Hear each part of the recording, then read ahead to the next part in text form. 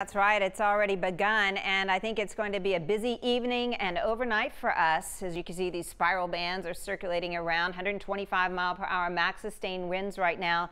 As of the 5 o'clock advisory, it is just about 30 miles from Bainbridge. It's probably more like 25 miles now from Bainbridge, 50 miles southwest of Albany. Lots of trees, lots of wooded areas here, so we'll likely see many more trees downed as this powerful still a Cat 3 hurricane moves through south and central Georgia. Tornado watch in place for us. As you mentioned, Crawford County had 5 homes damaged as a tornado touched down, and these spin-up tornadoes happen in an instant. That's just the nature of these, popping up and then dying very quickly. They generally don't last long, but if they touch down as a tornado, then they can do a lot of damage. So these cities here, Thomaston and into LaGrange, stretching over towards Jackson, Lake Jackson, we'll have to watch that area.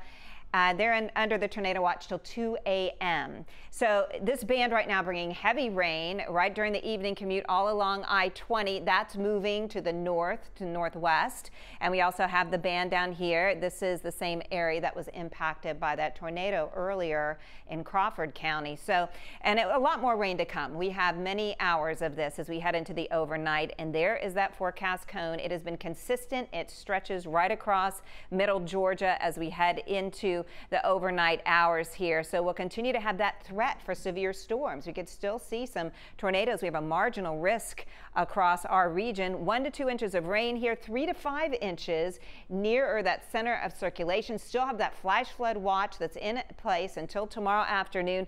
We could see several inches right along that track. So your impacts the next few hours, tropical storm winds picking up here, heavy rain with those tropical bands moving in, and then we have a chance for severe storms with spin-up tornadoes as we head into the overnight hours. So we have that 70% chance of storms as we head through tomorrow. So tonight into tomorrow is crunch time in terms of severe weather and possible tornadoes forming, and then a much different weather regime moving in afterwards with some brisk northwesterly winds dropping our temperatures down to near 50 degrees as we head into the weekend. We'll continue to give the updates and we'll break in if there are any warnings in our area.